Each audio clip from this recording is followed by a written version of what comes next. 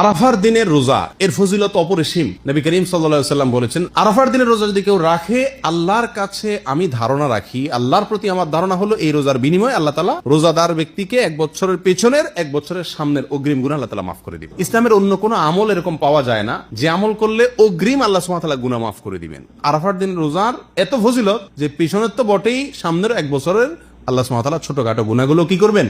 মাফ করে দিবেন। অতএব আরাফার দিনের রোজা আমাদের সকলের রাখা উচিত। কিন্তু এই রোজা রাখতে গিয়ে একটা বিভ্রান্তির মুখোমুখি আমরা হই, একটা প্রশ্নের মুখোমুখি আমরা হই। সেটা হলো যে আমরা আরাফাতের দিনের রোজাটা বাংলাদেশে মানুষেরা কোন দিনে রাখবো? আমরা কি 9 তারিখে রাখবো নাকি 8 তারিখে রাখবো? কারণ হাজী সাহেবরা আরাফাতে যেদিন অবস্থান করেন সেদিন আমাদের দেশে 8 তারিখ হয়। চাঁদের কি থাকে? 8 তারিখ থাকে। তো আমরা কি হাজী সাহেবরা আরাফাতের মধ্যে অবস্থান করছেন সেদিকে তাকায় 8 তারিখেই রাখবো, নাকি হাজী সাহেবরা সৌদি আরবে যেহেতু 9 তারিখে আরাফাতের ময়দানে অবস্থান করছেন, অতএব ওই 9 দিকে তাকে আমরা 9 তারিখে রাখবো? এটা নিয়ে একটা ধোঁয়াশা, একটা প্রশ্ন আমাদের ভেতরে কমবেশ আছে। এই প্রশ্নের উত্তরে আমরা কি করব সে কারণে এক্ষেত্রে আমি সংক্ষেপে বলতে চাই, এক্ষেত্রে ওলামায়ে কেরামের দুটি মত আছে এবং দুইটা মতই গবেষণামূলক।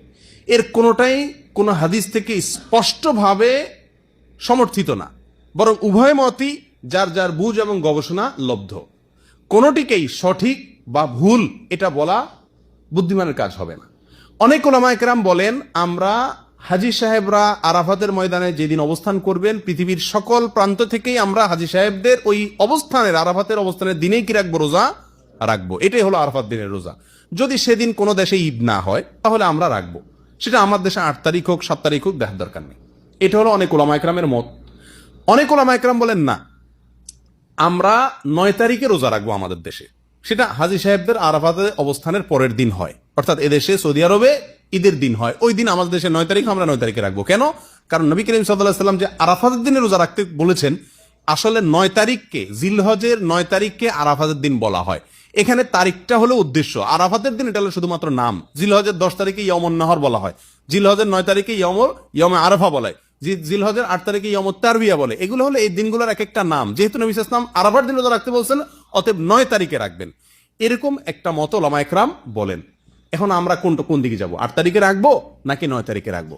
আমি বলি, যেহেতু কোনো মতের পক্ষেই সুস্পষ্ট কোনো হাদিস নাই, অতএব আমাদের জন্য সবচেয়ে যুক্তিসঙ্গত হলো দোনো দিন রাখা, 8 তারিখে এবং 9 তারিখে রাখা। কারণ জিলহজের 1 থেকে 9 তারিখ পর্যন্ত এর প্রত্যেকটা দিনই আমাদের কমবেশ রোজা রাখার চেষ্টা করা উচিত। নবী সাল্লাল্লাহু আলাইহি ওয়াসাল্লাম বলেছেন, মা মিন আইয়ামিন আল্লাহ আমালুস সালিহু ফীহিন্না আহাব ইলাল্লাহ মিন হাযিহিল আইয়াম। জিলহজের 10 দিনের চাইতে অন্য কোন দিনে আমল আল্লাহ তাআলার কাছে বেশি প্রিয় না। এই জন্য ওলামায়ে কেরাম বলেন যে এই 10 দিনের